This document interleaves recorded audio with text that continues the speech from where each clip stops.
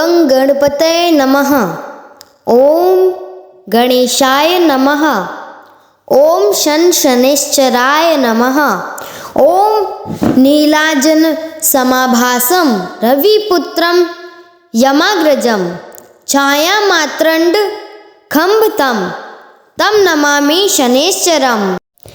प्रिय भक्तगण, आज 10 फरवरी 2024 को माघ माह में शनिवार की व्रत कथा का श्रवण आपको कराएंगे, जो सुनने मात्र से आपके जीवन में सुख समृद्धि और धन की वर्षा होगी। तो चलिए कथा को प्रारंभ करते हैं। शनिवार का दिन न्याय के देवता शनि देव को समर्पित है। शनि को कर्मदा फलदाता माना गया है, जो लोगों को उनके अच्छे बुरे दोनों कर्मों का फल देते हैं। अगर जातक की कुंडली में शनि का दशा शुभ हो तो व्यक्ति खूब तरक्की करता है। वहीं अगर शनि पीड़ित है तो व्यक्ति को तमाम कष्टों का भी सामना करना पड़ता है। ऐसे में हर व्यक्ति चाहता है कि उस पर शनि की कृपा दृष्टि सदैव बनी रहे। शनि को प्रसन्न करने के लिए शनिवार व्रत बेहद लोकप्रिय है। ये व्रत करने से सारे दुख संकट पीड़ा दूर हो जाते हैं। घरों में सुख शांति समृद्धि का आगमन होता है। आइए शनिवार व्रत कथा महत्व विधि नियम उपाय मंत्र कथा और पूजन विधि जानते हैं। धार्मिक मान्यताओं अनुसार शनिवार व्रत को करने से व्यक्ति अपनी कुंडली में पीड़ित शनि ग्रह को मजबूत कर सकता है। कहते हैं जिस व्यक्ति पर शनि की कृपा बरसती है और उसे सफल होने से कोई नहीं रोक सकता। शनि व्यक्ति को रंग से राजा बनाने की ताकत रखते हैं। एक समय की बात है जब सभी नवग्रहों यानी सूर्य चंद्र मंगल बुध बृहस्पति शुक्र शनि राहु और केतु में विवाद छिड़ गया कि इनमें सबसे बड़ा कौन है। सभी आपस में लड़ पड़े। तभी सारे देवराज इंद्र के पास पहुंचे। इंद्रदेव घबराए और निर्णय करने में अपनी असमर्थता जताई, लेकिन उन्होंने सुनवाई लिए राजा विक्रमादित्य का नाम बताया और कहा वो इस समय पृथ्वी पर अति न्यायप्रिय है। आपकी मदद वही कर सकते हैं। सभी ग्रह एक साथ राजा विक्रमादित्य के पास पहुंचे और अपनी समस्या रखी। राजा विक्रमादित्य संकट में आ गए, क्योंकि वे जानते थे कि जिस किसी को भी छोटा घोषित किया जाएगा वह क्रोधित हो उठेगा।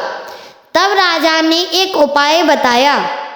उन्होंने स्वर्ग, रजत, कांस्य, पीतल, सीसा, रांगा, जस्ता, अब्रक और लोहे के से 9 सिंहासन बनवाए।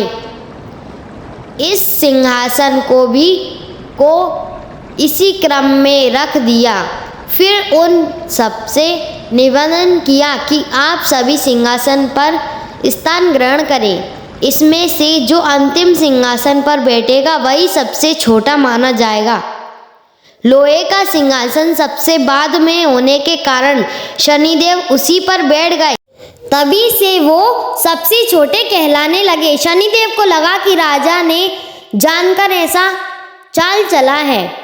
वह गुस्से में राजा से बोला, राजा तू मुझे नहीं जानता। सूर्य एक राशि में 1 महीना, चंद्रमा 2.25 महीने 2 दिन, मंगल 1.5 महीना, बृहस्पति 13 महीने व बुध और शुक्र 1-1 महीने विचरण करते हैं। लेकिन मैं 2.5 साल तक एक ही राशि में रहता हूँ। मैंने बड़े बड़ों का विनाश किया है। जब श्री राम के 7.5 आए तो उन्हें वनवास हो गया रावण के घड़ी में, तो उनकी लंका को वानरों की सेना ने हरा दिया।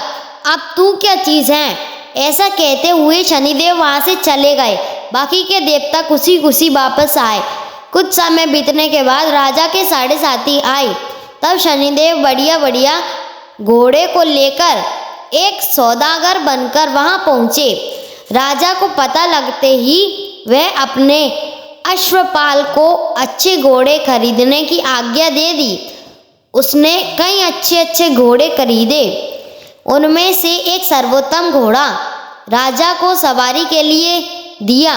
राजा के सवार होते ही उस घोड़ा सरपट वन की ओर भागने लगा। भीषण वन में पहुंचते वह गायब हो गया। इसके बाद राजा घंघोर जंगल में बिल्कुल अकेला भूखा प्यासा रहा। तब एक ग्वाले ने उसे पानी पिलाया। राजा प्रसन्न हुए और उसे अपनी अंगूठी दे दी। इसके बाद राजा नगर की ओर चल पड़ा। वहां उसने अपना नाम उज्जैन निवासी बीका बताया। उस नगर में एक सेठ की दुकान पर उसने कुछ देर आराम किया। भाग्यवश उस दिन सेठ की खूब बिक्री हुई थी, तो सेठ खुश होकर अपने साथ घर ले गए और राजा को खाना खिलाया। वहां उसने एक खूंटी पर एक हार टांगा देखा, जिसे खूंटी निकल रही थी। थोड़ी देर में पूरा हार गायब हो गया। सेठ को लगा कि बीका ने ही उसे चुराया है।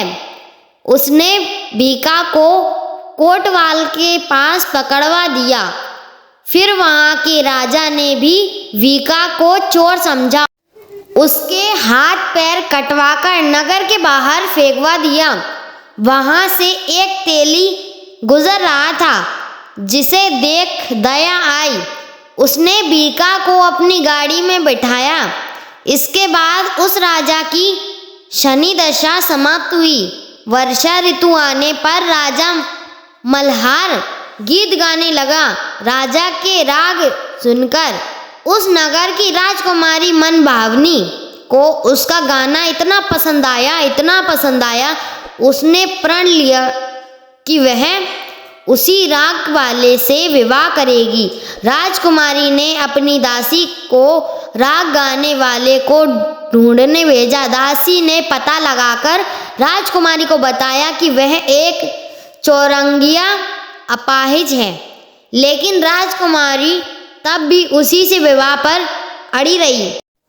अगले दिन वह अनशन पर बैठ गई कि विवाह करेगी तो उसी से करेगी। तो राजा ने अपनी राजकुमारी का विवाह उस अपंग राजा से करवा दिया। तब एक दिन राजा के स्वप्न में शनिदेव ने कहा, राजन देखा, मुझे छोटा बताकर तुम्हें कितना दुख झेलना पड़ा। राजा ने उनसे क्षमा याचना मांगी। प्रार्थना करते हुए कहा कि हे शनिदेव, ये देख किसी और को ना दे। शनिदेव मान गए और कहा कि जो मेरी कथा और व्रत करेगा उसे मेरी दशा से कोई दुख नहीं झेलना पड़ेगा।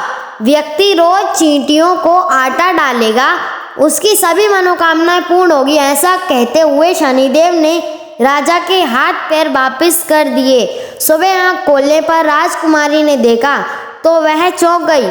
फिर बीका ने उसे बताया कि वह कोई बीका नहीं बल्कि उज्जैन का राजा विक्रमादित्य है। सभी प्रसन्न हुए। सेठ को जब यह बात पता लगी तो वह राजा से क्षमा मांगने लगा। राजा ने कहा कि इसमें किसी का कोई दोष नहीं, वह तो शनिदेव का क्रोध था। सेठ ने फिर भी राजा से अपने घर खाने पर जाने का निवेदन किया। सेठ ने कई प्रकार के व्यंजनों से राजा का सत्कार किया। साथ ही जो खूंटी हार निकल चुकी थी अब वही उगल रही है। सेठ ने तहे दिल से राजा का धन्यवाद किया। फिर सेठ ने राजा से अपनी कन्या श्री कंवरी के साथ विवाह करने का निवेदन किया। राजा ने इसे स्वीकार कर अपनी दोनों रानियों मन भाविनी और श्री कंवरी को लेकर उज्जैन नगरी चले गए। वहां राजा का खूब आदर सत्कार किया गया। सारे नगर में दीपमाला बनाई गई।